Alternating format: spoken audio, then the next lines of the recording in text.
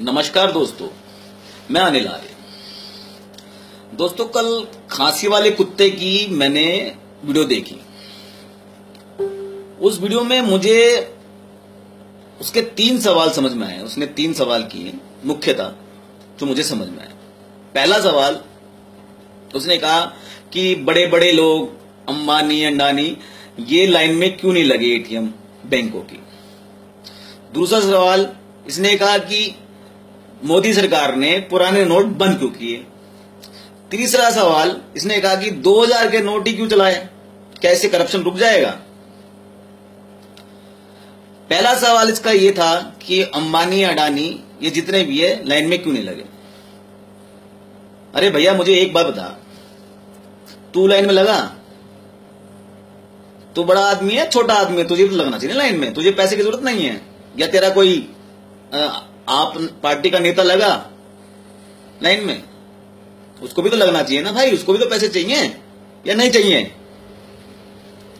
बहरहाल, इससे आगे बढ़ते हैं। भैया देखो, 9 तारीख से पहले जब नोट बंद नहीं हुए थे, तो मुझे एक तस्वीर दिखा दे अंबानी अडानी टाटा बिरला की कि वो बैंकों की लाइन में खड़े हुए हों 9 तारीख से पहले, जब बंद नहीं थे नोट।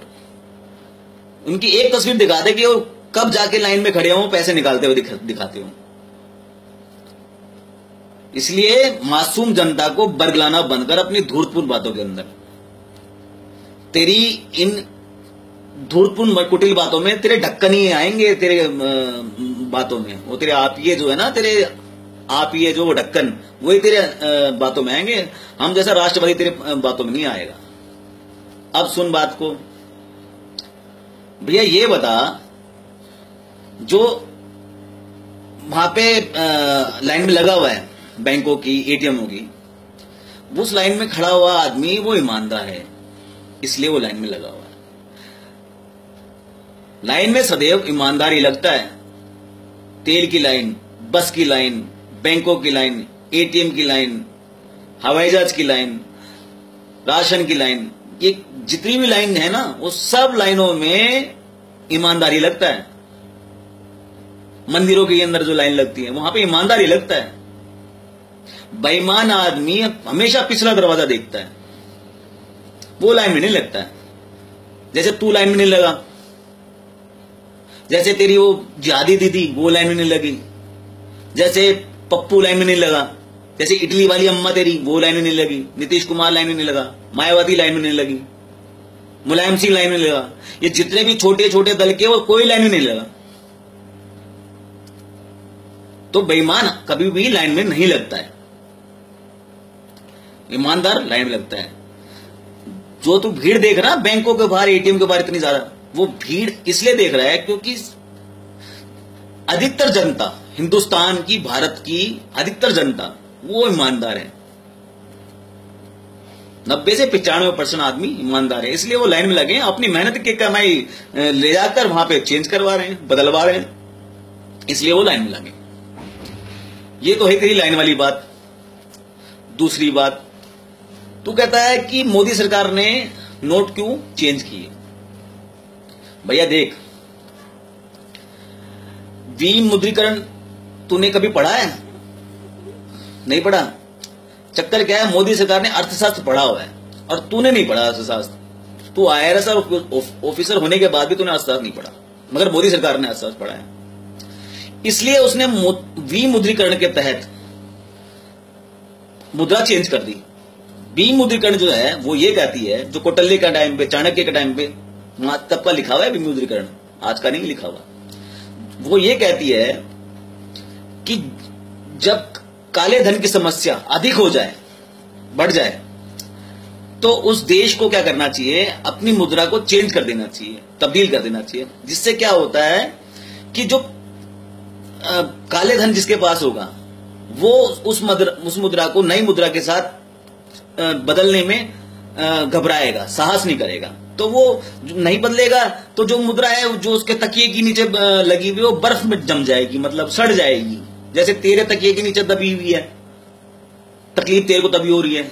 जैसे तेरे जितने भी नेता है तेरे आसपास के जो तेरे सपोर्ट कर रहे हैं, उनके तकियों के नीचे दबी हुई है, इसलिए वो तड़प रहे हैं, वो घबरा रहे हैं, वो क्योंकि उनकी मुद्राएं जो है वो सारी सड़ गई हैं।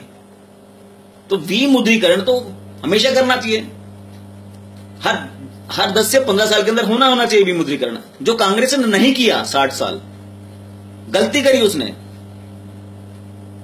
करप्शन को अगर कंट्रोल में रखना है तो विमुद्रीकरण की नीति अपनानी पड़ेगी, हर 15 साल 20 साल के अंदर बदलना पड़ेगा, चेंज करना पड़ेगा। बहुत महत्वपूर्ण अंग है करप्शन को रोकने के लिए, इसलिए विमुद्रीकरण बहुत जरूरी है। मोदी सरकार ने शुरुआत करी, इसलिए उनको कोटि कोटि धन्यवाद इस चीज के लिए। तीसरा सवाल, तूने कहा कि 2000 का नोट से क्या करप्शन रुक जाएगा? भाई करप्शन तो तेरा बाप भी नहीं रोक सकता। करप्शन तो मानव है ना, मानव उसके द्रव में है। भगवान श्री कृष्ण करप्शन में रोक पाए। लाक्षागृह करप्शन की पैदाइश थी। लाक्षागृह जो थी ना, करप्शन की पैदावार थी। दुर्योधन ने करप्शन किया तो लाक्षागृह बना, नहीं तो लाक्षागृह बनता थोड़ी।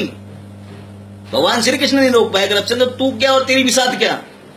करप्शन रुकेगा नहीं, खत्म भी नहीं होगा, मगर करप्शन का इलाज समय समय पर करते रहना चाहिए। जैसे विमुद्रीकरण जो किया मोदी सरकार ने, ये हर समय करते रहना चाहिए। 2000 का नोट से अगर करप्शन बढ़ेगा तो एक दिन में तो बढ़ेगा नहीं। 20 लाख करोड़ रुपया की बात कर रहे हैं भैया, 20 लाख करोड़ का लगेगा 10 साल, 20 साल, 15 साल। तो मोदी सरकार जैसी कोई सरकार आएगी 20 साल 15 साल बाद, वो 2000 का नोट भी बंद कर देगी। इसमें क्या बात है, बड़ी बात? फिल्म के बर्फ लग जाएंगे, तुम जैसे लोग वो चिल्लाएंगे कि क्यों बंद कर दिया, क्यों बंद कर दिया। तो इसमें कोई बड़ी बात नहीं है भाई साहब। इससे फायदा कितना हुआ है विमुद्रीकरण करने से? विमुद्रीकरण करने से आतंकवादियों को जो पेमेंट थी वो खत्म हो गई, क्योंकि आतंकवादियों को चेक से पेमेंट थोड़ी करा करते थे भाई साहब। यही नकली नोट जाया करते थे उनके जेब के अंदर, उनको चेक से पेमेंट करते थे क्या आतंकवादियों को? नहीं ना, उनको सबको नकली नोट दिया करते थे। वो पेमेंट बंद हो गई। कैसीनोज बंद हो गए, कैसीनोज बंद हो गए, जुए घर वो बंद हो गया। 100% टकसालें बंद हो चुकी हैं नकली नोटों की, जो मेरे को नहीं लगता आने वाले 10 साल के अंदर भी खुल पाएंगे दोबारा। बंद हो चुकी हैं, बिल्कुल तबाह और बर्बाद हो गई। जो ड्रग माफिया है उनको सबको कैश पेमेंट हुआ करती थी, चेक से थोड़ी करके पेमेंट हुआ करती, या तू करा करता था चेक से जाके उनको पेमेंट। ड्रग माफिया खत्म हो गया। जब ड्रग माफिया को पैसे नहीं मिलेंगे तो ड्रग नहीं आएगा, ड्रग नहीं आएगा तो नशाखोरी नहीं होगी, वो खत्म हो गया।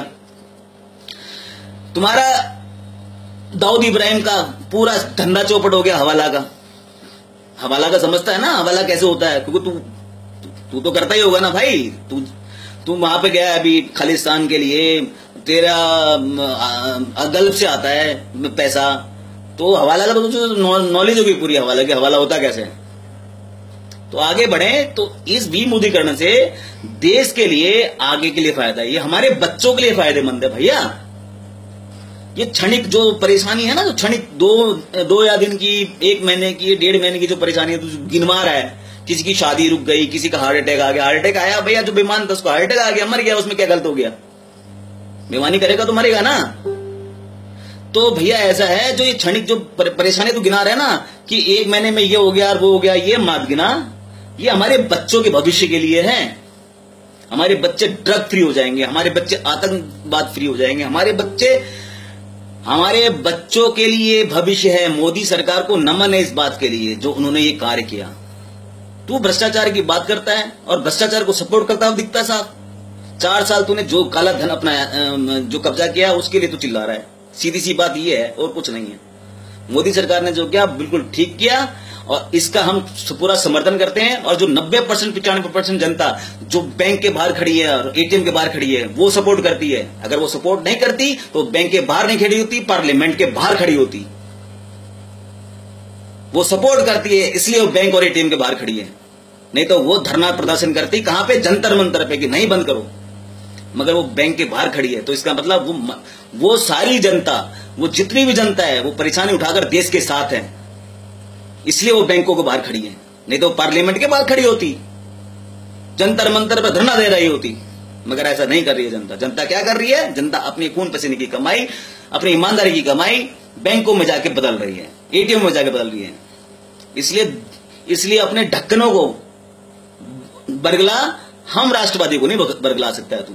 देश का हर नागरिक राष्ट्रवादी है। तेरे 1%, 2% ढक्कन की वजह से देश नहीं चल रहा है।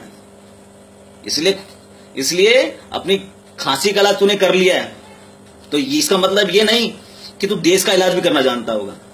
तेरे जैसा धूर्त नेता नहीं है पूरे भारत के अंदर। इसलिए नमस्कार, भारत माता की जय।